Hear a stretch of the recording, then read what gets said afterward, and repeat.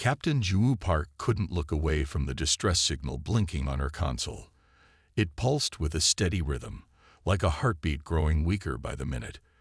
The bridge of the exploration vessel Horizon was silent except for the soft beeping of the signal and the hum of the ship's engines. "How long has it been broadcasting?" she asked, her fingers tracing the unfamiliar pattern on the screen. Lieutenant Hae-Yun Kim checked his readings again. "At least 3 months, Captain. But it's weakening. The signal degradation suggests they're losing power." Captain Park frowned. This region of space was supposed to be empty according to all official maps from the Galactic Council. Yet here was proof someone was out there. And they needed help. "Why wasn't this reported?" "We can't be the first ship to pass within range," she said. "That's the strange part," Taehyun replied. "The signal is using an old emergency band. Most modern ships filter it out as background noise. We only caught it because Officer Minho was running that historical communications project." The young communications officer nodded from his station. "I was testing reception on obsolete frequencies." "Pure luck, really." Captain Park turned to her navigator. "Jinwoo, how far to the source?" 2 days at standard speed, Captain. It's coming from the Karam 9 system." "Karam 9? But that's marked uninhabitable." "The star is." Science Officer Minji Kang's voice trailed off as she pulled up the stellar data. Her face paled. "Oh no." "What is it?" Captain Park moved to look over her shoulder. "The star is showing signs of severe instability. That's why the system was marked uninhabitable. But these readings," she pointed to population metrics that were scrolling across her screen. "There are people there. Millions of them." The bridge fell silent again as the implications sank in. "Set course for Karam 9, maximum speed," Captain Park ordered. "And keep trying to establish direct communication." As the Horizon altered course, First Officer Junoli approached the captain privately. "Juwoo," he said quietly, using her first name as he only did when they were alone or in serious situations. "We should notify Galactic Command before proceeding." "We will," she replied, "once we confirm the situation." Junho sighed. "You know what they'll say. The natural course doctrine doesn't apply until it's invoked," she finished. "And it can't be invoked for a system that's supposedly uninhabited, can it?" The journey to Karam 9 was tense. Every hour brought new data about the deteriorating star and more fragments of the distress signal. They managed to clean up parts of the transmission, enough to learn that the inhabitants called themselves the Nari, and they had been sending out pleas for help for years as their star became increasingly unstable. When the Horizon finally arrived at the edge of the system, the sight that greeted them was worse than expected. The central star pulsed in angry red, massive flares lashing out into space. The third planet, the source of the distress signal, was partially obscured by the debris of what had once been its outermost moon, now shattered by a previous solar event. "Life signs?" Captain Park asked. "Confirmed," said Minji. "The population appears to be concentrated in underground facilities and on the far side of the planet, away from the star. They've built massive shield arrays, but they're failing. The next major solar event will likely overwhelm them completely." "Open a channel," ordered the captain. After several attempts, a weak response came through. The view screen showed a blue-skinned being with luminescent markings along its temples. The being spoke in halting galactic standard. "I am Doyun, voice of the Nari High Council. Have you come to help us, or merely to witness our end like the others?" Captain Park straightened her uniform. "I'm Captain Ju Park of the Earth Alliance vessel Horizon. We intercepted your distress call and came to offer assistance." The alien's eyes, 3 of them, arranged in a triangle, blinked slowly. "The Great Council said no one would come. That our fate was sealed by the natural course doctrine." Before Captain Park could respond, an urgent message came through on the priority channel. The holographic form of Admiral Choi appeared beside her. "Captain Park, the Galactic Council has been monitoring your position. They have informed us that Karam 9 is under quarantine. You are ordered to withdraw immediately. Admiral, there are millions of lives at stake here, she argued. The Neri have been deemed a doomed species by the Council's Scientific Division. The Admiral interrupted. The natural course doctrine has been invoked. No interference permitted. Captain Park glanced at the view screen where Do-Yeon was watching, hope fading from his eyes. The official transmission is being sent now, the Admiral continued. You will receive it shortly. When the transmission ended, the bridge was silent once more. Captain. First Officer Chun-ho waited for her decision. The official message from the Council arrived moments later. Captain Park read it aloud. The natural course doctrine has been invoked. No interference permitted. System quarantined effective immediately. She looked up at her crew, then at Do-Yeon still waiting on the view screen. She thought about the millions of lives below, about the rule of law that had kept peace in the galaxy for centuries, and about what it meant to be human. With deliberate movements, she took the physical copy of the order that had printed out, crumpled it in her fist, and tossed it aside. Lieutenant Tae-yeon, maintain communication with the Neri. Minho, scramble our identification codes. I want to buy us some time before the Council realizes we're not leaving. Navigator Jinwoo, plot the safest approach to the planet. She turned back to the screen. Do-Yeon, we're coming down to help. What's your most urgent need? For the first time, the alien's face showed emotion, the luminescent markings brightening with hope. Medical supplies for radiation sickness, and help evacuating our southern continent. The shields there are nearly gone. Prepare Shuttle Bay 2 for atmospheric entry, Captain Park commanded. Medical team on standby. Security detail as well. We don't know what we're walking into. First Officer Chun-ho stepped closer. Jiwoo, you realize this is treason against the Galactic Council. She nodded. I do. Then I should remind you that Earth history is full of stories about humans who committed treason for the right reasons. He smiled slightly. I'll prep the shuttle. As the crew rushed to prepare for their descent to the planet, Captain Park sent one last message to Earth Command, knowing it might be the end of her career. This is Captain Jiwoo Park of the Horizon. We have made first contact with the Nari people of Karem 9. Despite the Council's orders, we cannot and will not abandon millions to die when we have the power to help. Judge us as you will, but know this. Sometimes being human means refusing to look away. The Horizon moved slowly into orbit around the troubled planet, its crew united in their decision. Whatever came next, they would face it together, humans and Nari alike. The shuttle shook violently as it entered the atmosphere of the Nari homeworld. Captain Jiwoo Park gripped her safety harness while the craft fought against the turbulence caused by the unstable star's radiation. The radiation levels are higher than our initial scans showed, said Lieutenant Minji Kang, checking her instruments. The shields on this shuttle were not designed for this kind of punishment. Engineer Hyun-Woo Lee nodded grimly. I've diverted extra power to the forward shields. It should get us to the landing zone, but we won't be able to stay in the atmosphere for long periods. The surface of the planet came into view as they descended through thick clouds. Once beautiful cities stood abandoned, their gleaming towers now dulled by dust and solar radiation. Massive shield generators dotted the landscape, creating shimmering domes over the remaining populated areas. Their technology is impressive, Lieutenant Tae-yeon Kim remarked. Those shield designs look more advanced than our own in some ways. Yet they have no way to leave their planet, Jiwoo added quietly. All this knowledge, and they're still trapped.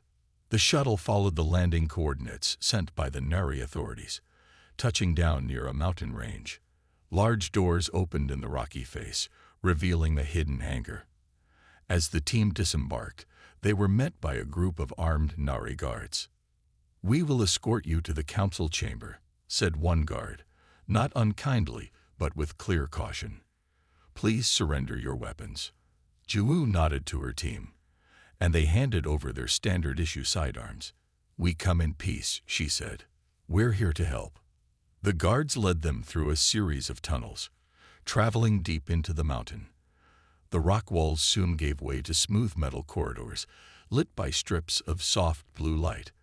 They passed chambers filled with Nari civilians, families huddled together with their possessions packed in containers. Children with brighter blue skin than the adults watched the humans with wide eyes. "Your people are evacuating," Ju asked their escort. Moving deeper, the guard corrected. "The outer shelters are no longer safe. Each solar event is stronger than the last." They arrived at a large circular chamber. A group of 7 Nari sat around a crescent-shaped table. Their skin had the same blue luminescence that all Nari shared, but theirs pulsed with a soft rhythm, like heartbeats made visible. The one in the center stood.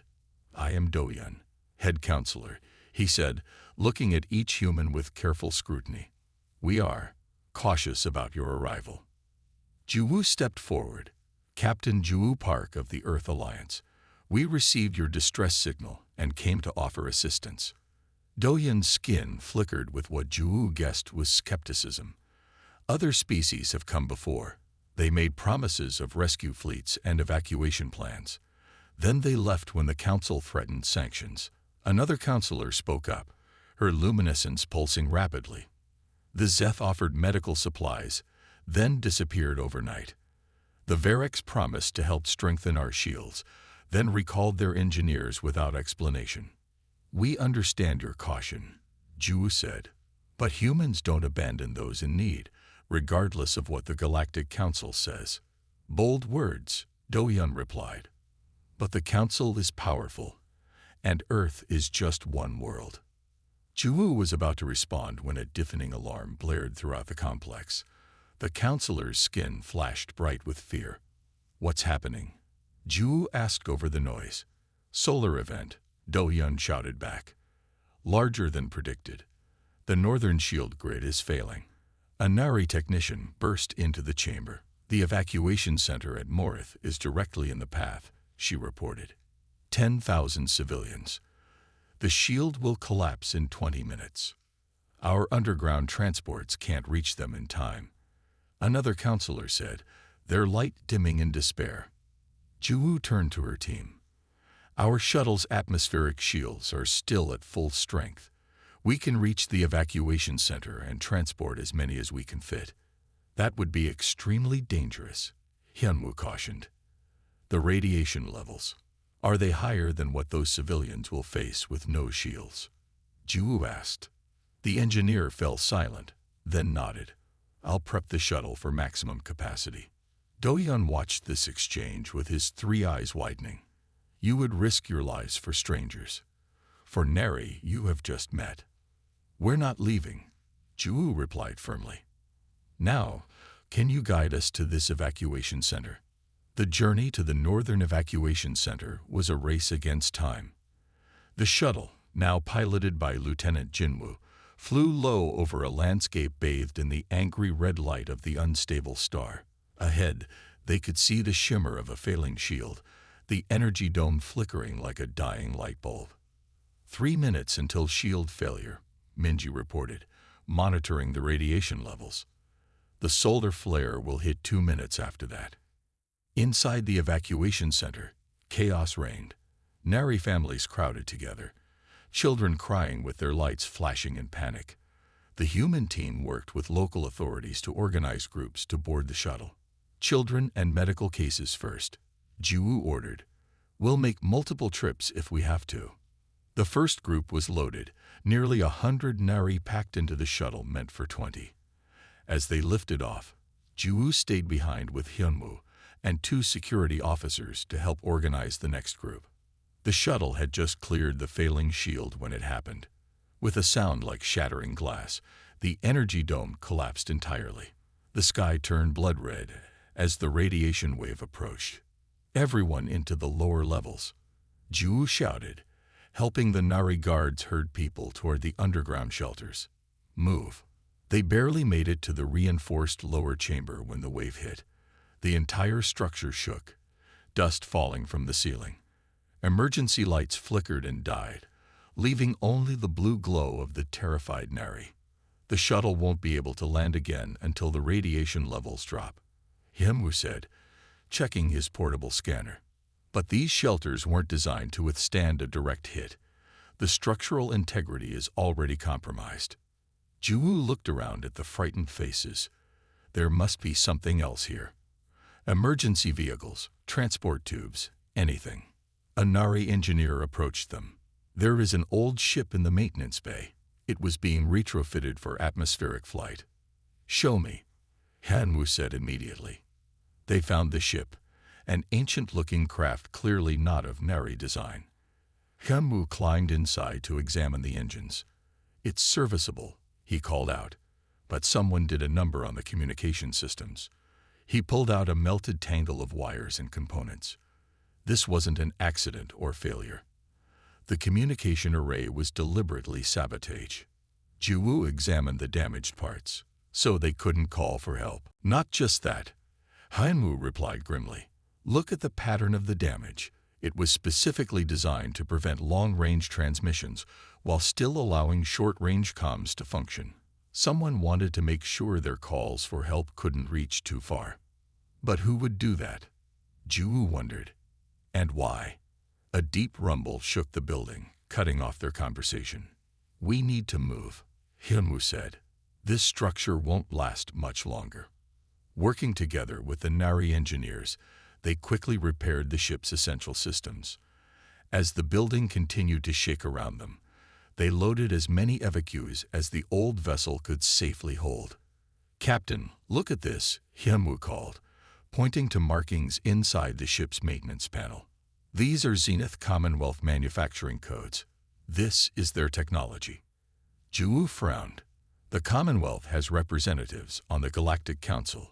They voted for the quarantine, after sabotaging the Nari's ability to call for help. Hyunwoo concluded. This goes beyond abandoning them.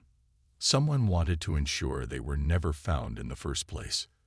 As they prepared for takeoff, Ju-woo made a silent promise. The Nari wouldn't just be saved. She would find out who had condemned them to die, and why. But first, they needed to survive the next few hours. The makeshift evacuation ship rose shakily into the red sky, carrying hundreds of grateful Nari to safety, even as the building they had just abandoned collapsed behind them in a cloud of dust and radiation. 7 days had passed since the Horizon's crew had begun helping the Nari. Captain Ju-woo Park stood in the makeshift command center they had established in the main underground city. Maps and diagrams covered the walls, showing evacuation routes and the increasingly unstable patterns of the dying star. The next major solar event will hit in approximately 15 days, Lieutenant Minji reported, pointing to the projection, and it will be at least twice as powerful as the last one. Hyunwoo nodded gravely. The planet's magnetic field is already weakening. The remaining shield generators can't withstand another event of that magnitude. Do-hyun, who had been working closely with the humans, looked tired. The luminescence of his skin had dimmed over the past week. How many can we save in that time? Before Ju-woo could answer, the communication officer called out, Captain, priority message from Earth Command. The room fell silent as the holographic image of Admiral Sun Hee-yoon appeared in the center of the room. Her face was stern, her uniform impeccable. Captain Park, you are ordered to cease all operations and withdraw immediately, the Admiral said, her image wavering slightly due to the distance. The Galactic Council has officially threatened trade embargoes against Earth if we continue to interfere in what they consider a natural extinction event. Ju-woo stepped forward, keeping her voice steady. With respect, Admiral, there are 20 million people here facing extinction. This is not a natural event. We found evidence that their calls for help were deliberately sabotage. The Admiral's expression remained unchanged, but something flickered in her eyes. Captain Park, the Council's position is clear. The natural course doctrine has been invoked, and Earth cannot stand alone against the entire galactic community. Ju-woo opened her mouth to protest further, but stopped when she noticed the Admiral's hand.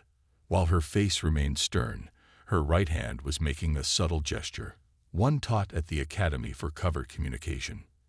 I understand, the Admiral continued, her voice firm but her expression softening almost imperceptibly.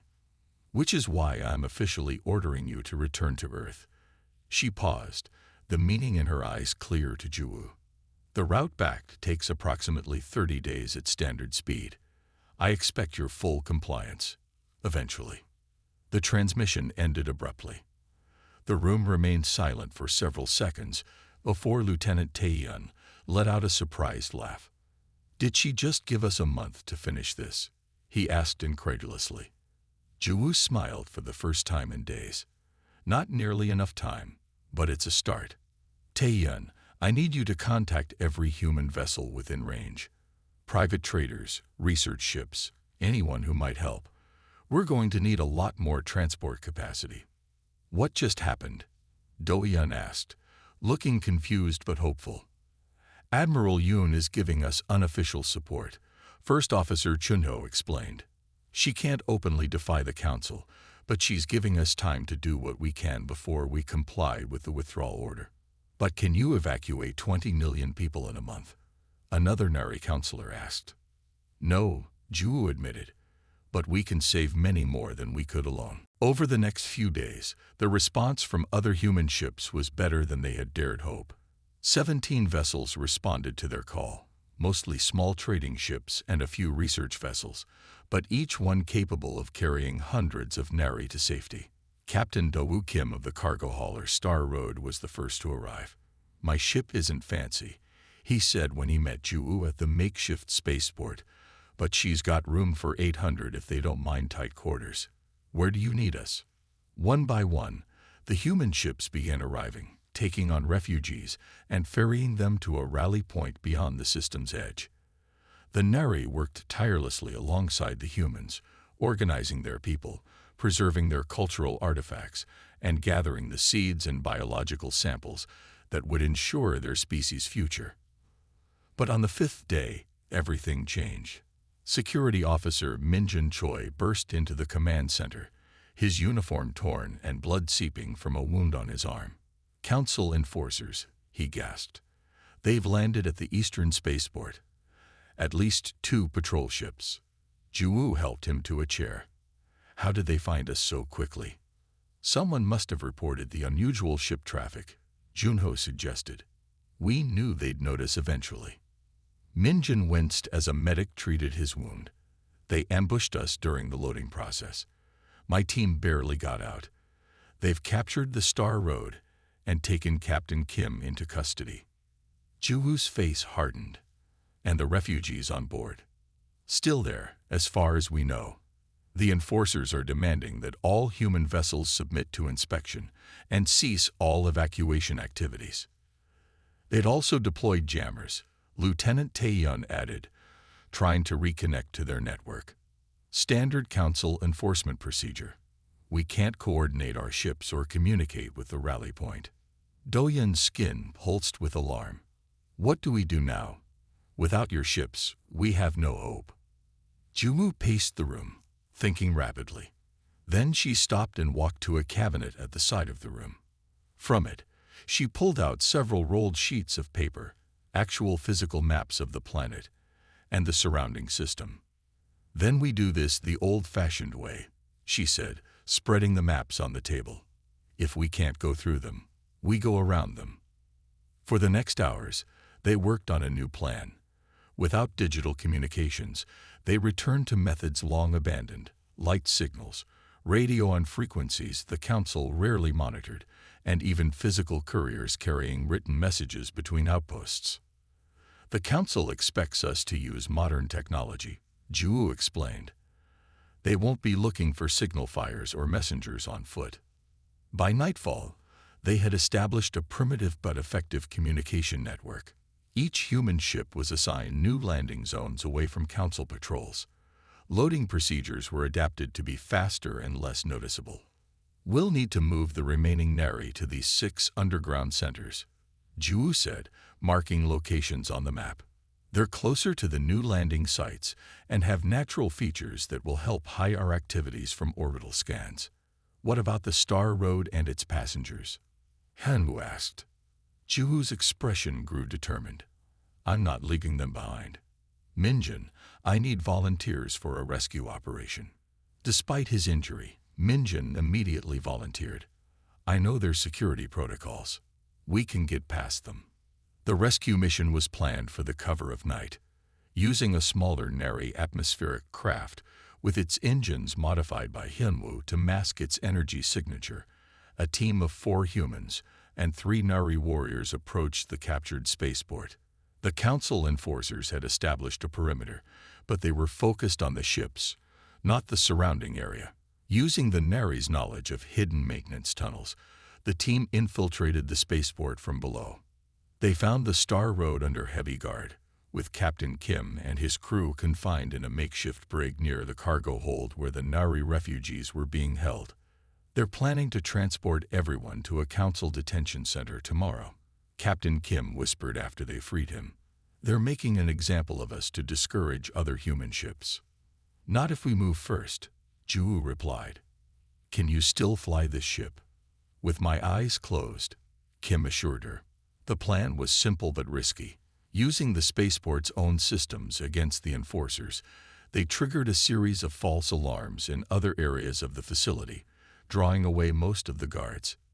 With the path cleared, they moved the refugees back onto the Star Road. Captain Kim powered up the engines, while the diversionary team, led by Minjin, engaged the remaining guards. The firefight was brief but intense. Just as the Star Road lifted off, Minjin took a hit from an enforcer's weapon. Go, he shouted to Ju as she tried to help him. I'll hold them off. With a heavy heart, Ju retreated to the ship as Minjin provided covering fire. The Star Road blasted away from the spaceport, narrowly avoiding the patrol ship that rose to pursue them.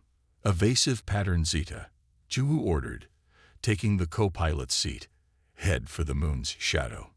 We can lose them in the radiation belt. As they escaped into the darkness, Ju looked back at the planet below. Somewhere down there, Minjin was fighting, or captured, or worse, and millions more Nari still waited for rescue, with time running out. We'll come back for him, Captain Kim said quietly, seeing her expression. And for all of them. Ju nodded, her resolve hardening. The Council thinks they've won this round, but they have no idea how stubborn humans can be, especially when we're doing what's right. 3 weeks had passed since the confrontation at the spaceport. The Nari star grew more unstable each day, its angry red glow visible even from underground. In the main hangar of what had become the central evacuation point, Captain Ju Park looked up at the massive cargo ship that had just landed. It was the 43rd human vessel to arrive, answering the quiet call that had spread across human space. The stellar wind, she read from its side. That makes 143 ships total. First Officer Chunho walked beside her, checking his tablet. Most are repurposed cargo vessels, but we have 26 passenger liners and 15 research ships as well. Any word from Minjin? Ju asked quietly. Chunho shook his head. Nothing confirmed, but rumors say the Council took him to their regional headquarters for questioning. They want to make an example of him. Ju's jaw tightened. The loss of her security officer weighed heavily on her, but there was no time for grief or rescue attempts now. The evacuation had reached a critical phase. Inside the stellar wind, Engineer Hyunwoo Lee directed a team of humans and Nari as they transformed the cargo hold. What had once been a space for shipping ore and machinery was now being fitted with rows of simple sleeping platforms, water recyclers, and air purification systems. Captain, Hyunwoo called when he saw Ju. His face was streaked with grease, and dark circles under his eyes showed his exhaustion. For 3 weeks, he had been working nearly non-stop, moving from ship to oversee the modifications. How's it coming? Ju asked, eyeing the work. Hyunwoo gestured to the vast hold. We can fit maybe 40,000 per large transport like this one, he explained. It's tight, but they'll survive the journey. And life support. Triple redundancy systems on all vessels now. We've cannibalized parts from the Nari's ground installations. They won't need them anymore anyway. Ju nodded, doing the mental calculation. So with all 143 ships, we can evacuate. About 4 million, Junho finished for her. Maybe 5, if we really pack them in. Juwoo's heart sank. Out of 20 million.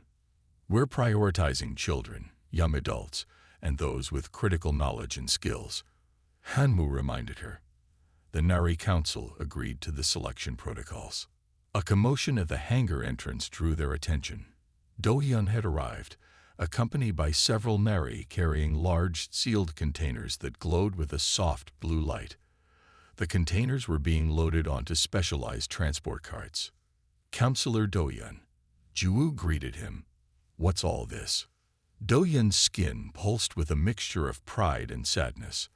Our historical archives, genetic samples of our biosphere, and cultural artifacts, he explained. If anything of the Nari is to survive, these must as well. Ju examined one of the containers. Inside, suspended in a clear gel, were what looked like glowing crystal rods. Our entire written history, Do-hyun explained. Each crystal can store the equivalent of 1 million books. Our art, music, scientific discoveries, family lineages, everything that makes us who we are. Another container held thousands of tiny compartments, each with a different biological sample, seeds, spores, cellular material from Nari wildlife. So even if we can't save everyone, your civilization will continue, Ju said softly. Thanks to humans, Do-hyun replied. Without you, all would be lost. A young Nari technician suddenly burst into the hangar, her skin flashing in alarm patterns. Emergency. All sensors just went critical. Everyone rushed to the nearest monitoring station. The displays showed a massive eruption beginning on the star's surface, a solar prominence far larger than anything they had predicted. That's impossible, Minji gasped, studying the readings. This wasn't supposed to happen for at least another week. The star's core collapse is accelerating, the Nari scientist explained, her voice trembling. The radiation wave will hit the planet in 14 hours. How bad? Ju asked. Total shield failure within minutes of impact. Surface temperatures will rise to lethal levels shortly after. The atmosphere will begin to strip away within hours. The room fell silent as the implications sank in. Their carefully planned 3-day evacuation schedule had just been compressed to less than 14 hours. Sound the emergency alert, Ju ordered. All ships prepare for immediate loading. We evacuate now. The next hours were chaos. The evacuation centers filled with terrified Nari as the selection protocols were hastily implemented. Families were separated as those chosen for evacuation were guided to the waiting ships, while others were left behind. We can't just abandon the rest, Junho said as he watched the heartbreaking scenes. We don't have a choice, Ju replied, her voice hollow. We save who we can. By the 12-hour mark, most ships were loaded to capacity. The makeshift armada began lifting off one by one, heading for the edge of the system, where they would rendezvous before jumping to human space. Ju took the horizon up last, after confirming that all other vessels had departed safely.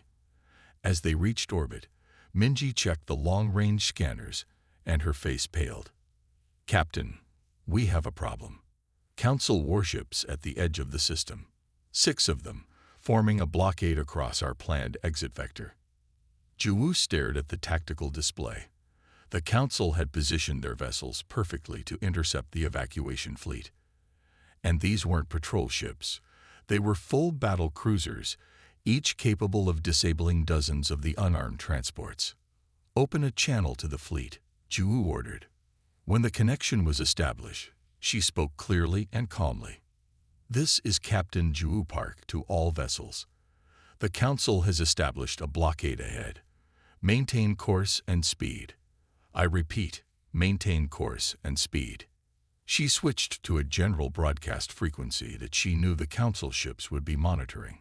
This is Captain Ju Park of the Earth Alliance. We are carrying civilian refugees fleeing a natural disaster. Any attempt to impede our evacuation will be broadcast live to every corner of the galaxy. Taehyun looked up from his console. Captain, I've activated the emergency broadcast system.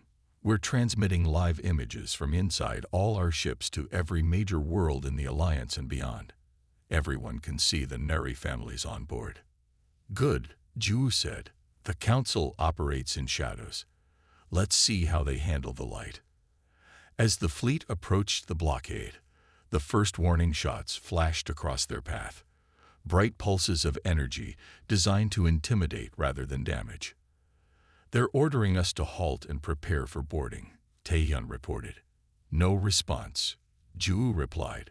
Continue broadcast. Show them the children. The human ships continued forward, directly toward the blockade. Across the galaxy, billions watched as the drama unfolded. Unarmed refugee ships facing down Council warships, with the lives of millions hanging in the balance. The Council ships fired again, closer this time. One shot grazed the hull of a transport, causing minor damage. Inside, cameras showed Neri children crying, their skin flashing in fear patterns as their parents tried to comfort them. Still no change in course, Ju confirmed. We go through, not around. Just as the fleet came within firing range of the Council ships, something unexpected happened. New signals appeared on the long-range scanners. Ships were arriving, dozens of them, appearing from hyperspace jumps on the far side of the blockade. Are those reinforcements for the Council? Chino asked anxiously. Taehyun adjusted the scanners, then broke into a surprised smile. No, sir, they're not Council vessels at all. I'm seeing commercial ships, private vessels, even some that look military but not Council design. A transmission came through on an open channel. Attention human evacuation fleet. This is Captain Zorax of the Pellerin Merchant Guild. We are here to assist. The galactic citizens have been watching your broadcast. We cannot stand by while innocents perish. More transmissions followed, from ships of a dozen different species. Trellin, Varex, even a Zenith Commonwealth civilian transport. We are here to help, came the messages, one after another. The Council warships now faced not just the human evacuation fleet, but also a growing armada of civilian ships from across the galaxy, all watching, all broadcasting, all bearing witness. For several tense moments, nothing happened. Then, slowly, the Council ships began to move, opening a path through their blockade.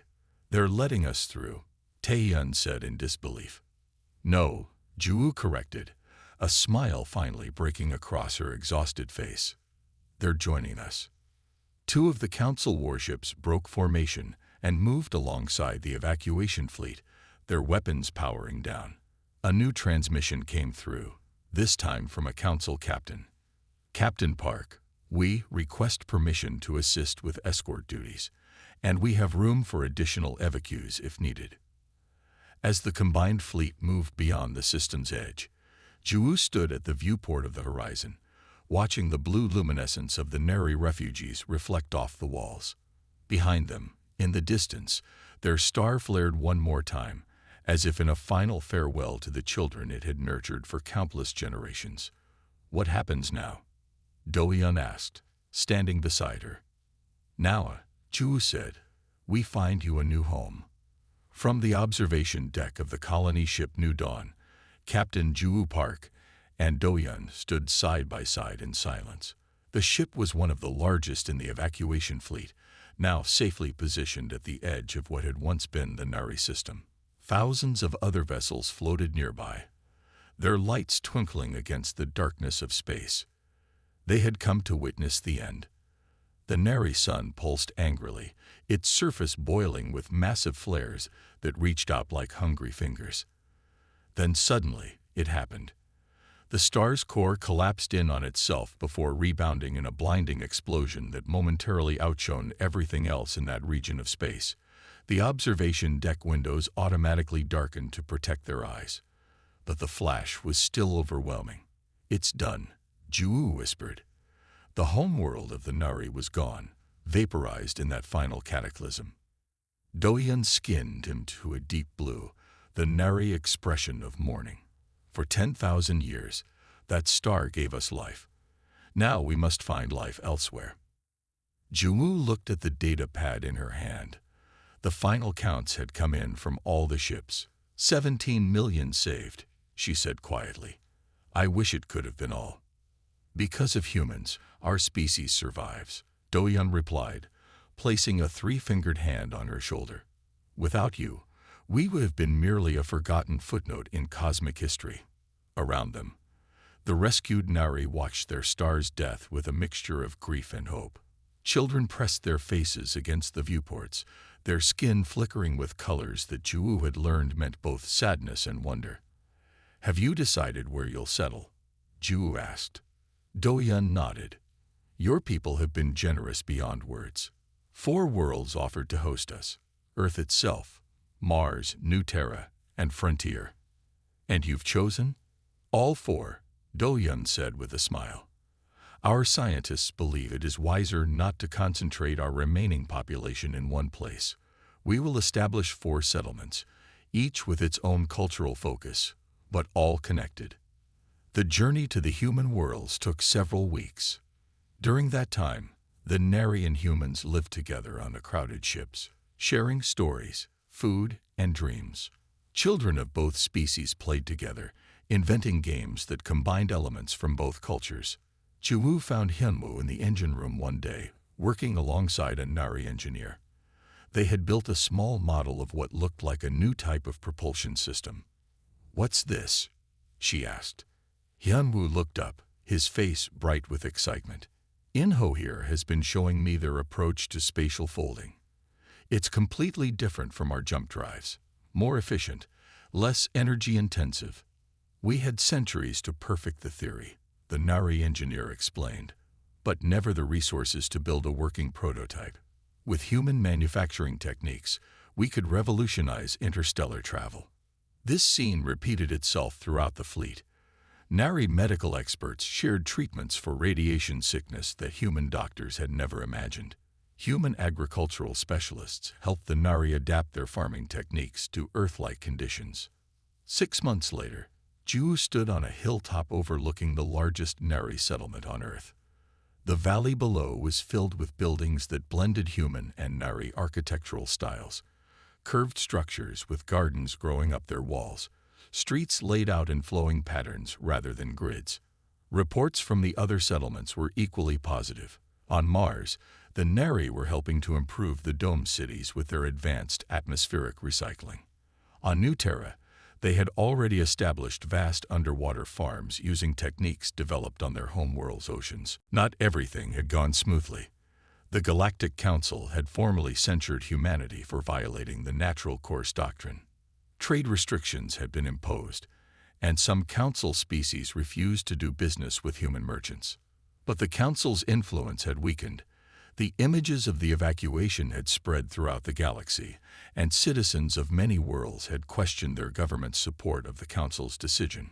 Several species had already opened direct diplomatic relations with Earth, bypassing the Council entirely. Juwu's reflection was interrupted by the arrival of Admiral Sun Hee-yoon, who had come to inspect the settlement personally. "Quite a view," the Admiral said, standing beside her. "Worth the risk." "Every bit of it," Juwu replied. "The Council is still demanding we return Officer Minjin Choi for trial," the Admiral said. "They claim he assaulted their enforcers." "And your response?" The Admiral smiled. "I told them they were welcome to file their complaint with our new Department of Interspecies Relations, which, coincidentally, is headed by a recently promoted Commander Minjin Choi." Juwu laughed. "I'm sure they appreciated that. About as much as they appreciated the trade agreement we just signed with the Pellerin Guild," the Admiral replied. "The galaxy is changing, Captain. Old powers fading, new alliances forming. And it all started with one ship answering a distress call. 1 year to the day after the evacuation, a ceremony was held in the Great Hall of the Earth Settlement. Representatives from all 4 Nari communities had gathered, along with human dignitaries and even a few visitors from other species. At the center of the hall stood Doyun, now the High Counselor of all Nari settlements. Before him stood Captain Juu Park, wearing her formal uniform with its new insignia. She had been promoted to Commodore for her actions. Do-Yun held up a crystal that glowed with a soft blue light, similar to the Nari skin. This contains our historical records, newly revised to include the story of our rescue and rebirth, he said, his voice carrying throughout the hall. In our tradition, we have many words for family. Today, we have created a new one. He presented the crystal to Juu. Humans are now and forever Jumyamujugim, givers of life. You are our cosmic family, bound not by blood but by the greater bonds of compassion. Juu accepted the crystal carefully, feeling its warmth in her hands. She thought of all that had changed in one short year. The Nari had brought gifts beyond measure to human society. Revolutionary medical techniques that had already saved thousands of lives. New approaches to environmental engineering. Art forms that blended light and sound in ways humans had never imagined. But more importantly, humanity's standing in the galaxy had transformed. Other species that had been marginalized by the Council had begun seeking alliance with Earth, rather than the ancient power structures. A new network of relationships was forming, based on mutual aid rather than political expediency. We acted as any humans would, Juu said to the assembly. When faced with suffering, we cannot look away. It is not in our nature. Later that evening, as celebrations continued throughout the settlement, Juu stood again on the hilltop, watching the lights below. Beside her stood Do-Yun, his skin glowing brightly with happiness. Do you think the Council will ever change? She asked him. Perhaps not, he replied. But the galaxy already is. Your people have shown another way. Not conquest, not calculation of profit and loss, but simple compassion. In the valley below, human and Nari children ran together in a game, their laughter carrying up to the hilltop. Their skin and faces looked different, their biology separated by millions of years of evolution on different worlds, but in the darkness, the light they created together was the same. Far above, the stars shone down on this new beginning. Among them were other worlds, other species perhaps facing their own extinction events, sending out desperate signals into the void. But now, those signals might be heard, because humans had refused to look away. The end.